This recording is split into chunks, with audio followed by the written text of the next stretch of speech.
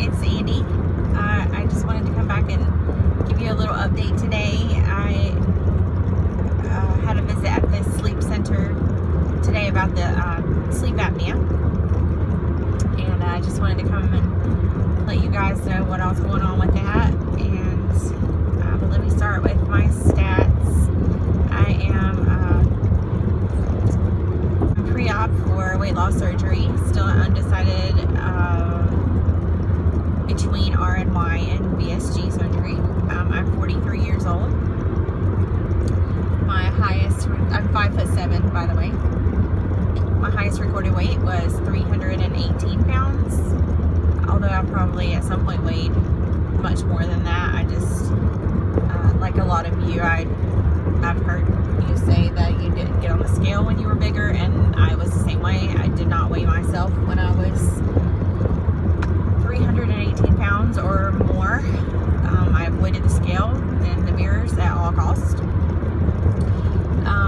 But my highest weight was 318 that I recorded, and I am almost finished with my 3-month supervised diet as required by my insurance. My last weigh-in for that is tomorrow. I normally toggle between 275 and 280. I've been trying to get down to 266 before my surgery. However, when I got on the scale this morning, I was 284. So a couple of things that I can think of that contributed to that. I mentioned in my last video that I do have lupus, and inflammation is a big factor in my weight. My weight sometimes fluctuates a whole 10 pounds from day to day. I could weigh 270 today and weigh 280 tomorrow. Because yesterday morning when I got on the scale, I weighed 281, which is still up from my 275. Yesterday I weighed 281, this morning I weighed 284. Another thing that probably contributed a lot is that I ate some pizza yesterday. I normally stay away from gluten as much as possible. I'm not entirely gluten-free, but I know when I eat gluten, my inflammation and my lupus are worse. I have more pain, more inflammation when I eat gluten. So I try to stay away from it for the most part. But I did eat pizza, and I also ate half of a Philly steak and cheese sandwich yesterday. So that's a lot of gluten, a lot of inflammation, a lot of salt that I normally don't have, sodium. So I'm hoping that after today, some of that will flush away. I'm trying to have only liquids today, mostly water, some protein, some salad, maybe a little salad. I'm hoping that will flush out the gluten and the sodium, and my weight will be down a little bit more tomorrow. I also have been working a lot in my house, which is really hard on my body and has been probably the cause for some inflammation. I need to slow down before I get a ticket. I never know what the speed limit is. I'm on I-40 on the way back from Asheville, and the speed limit changes like every few miles by about 10 miles per hour, and I always miss the sign until I'm flying. And anyway, so that's that. I'm 284 pounds as of this morning, and after liquids mostly today, I hope it'll be down some tomorrow before my doctor's visit, because it's depressing to go in there and know that I've gained weight. I don't want that to happen. Okay, so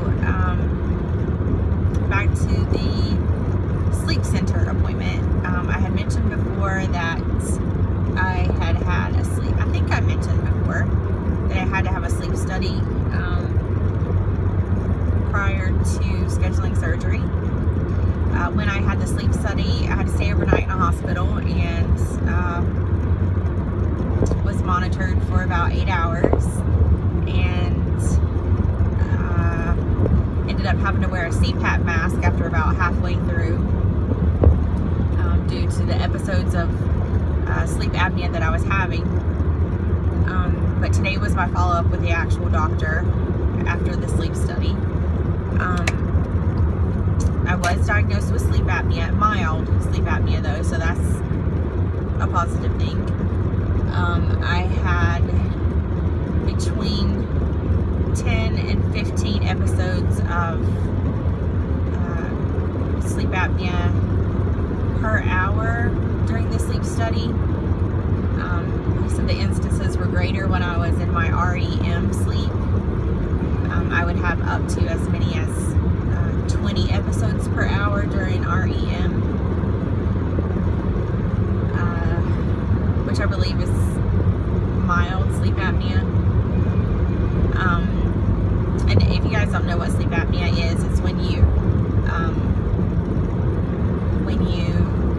are not breathing well at night when you're asleep. You have obstruction, sometimes from extra weight.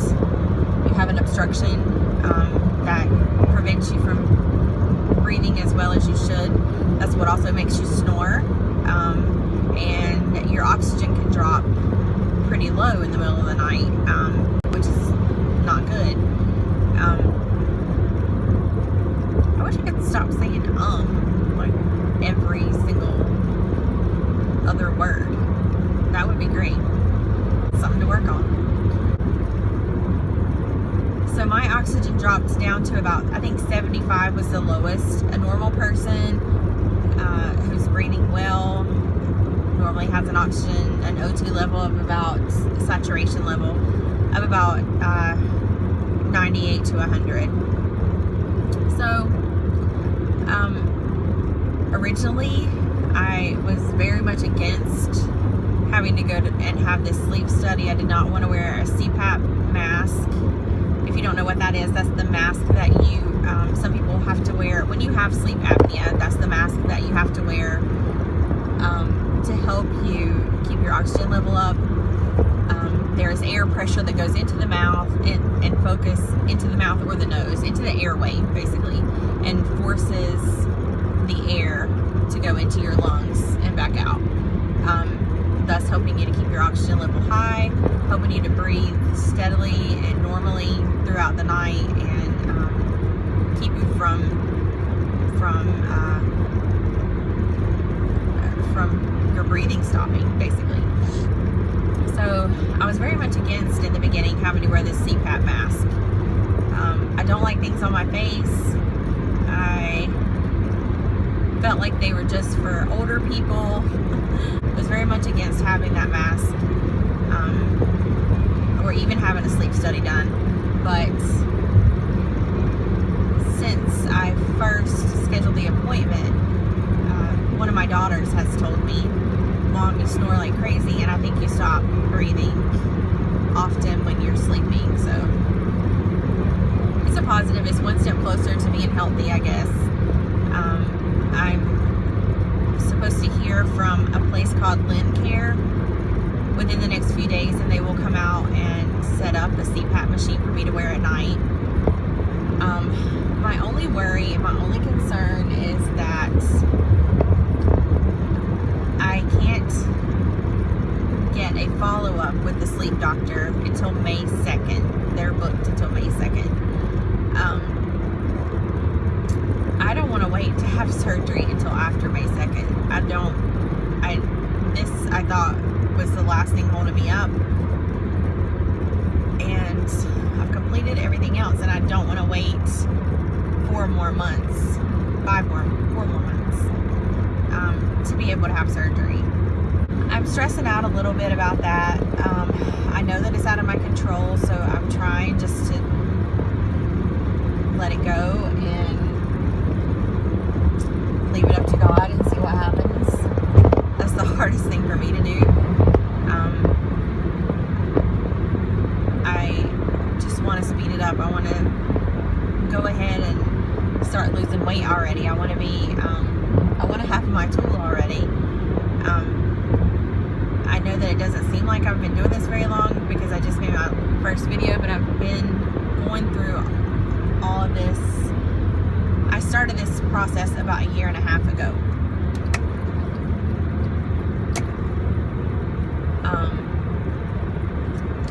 So I'm ready. I'm ready for my surgery. I want it now. Hey y'all. So I was in the process of videoing in my car. I apologize for that. The more I talked, the louder the background noise was getting. I was on a pretty rough highway, and so you couldn't really hear me talk, so I cut that part off, and I just wanted to finish what I was saying. I was talking about the CPAP machine, the sleep apnea situation. If anybody else is out there who's going through the same thing, who is having to learn how to sleep with a CPAP machine, if you're going through sleep apnea and the sleep studies in order to be able to get your surgery, just leave a comment. Just let me know how it's going for you. It's always nice to hear from somebody else who's going through the same thing and experiencing the same things. Also, I feel like I need to say that you guys have touched my heart so much. In that first and second video that I made, I was so nervous.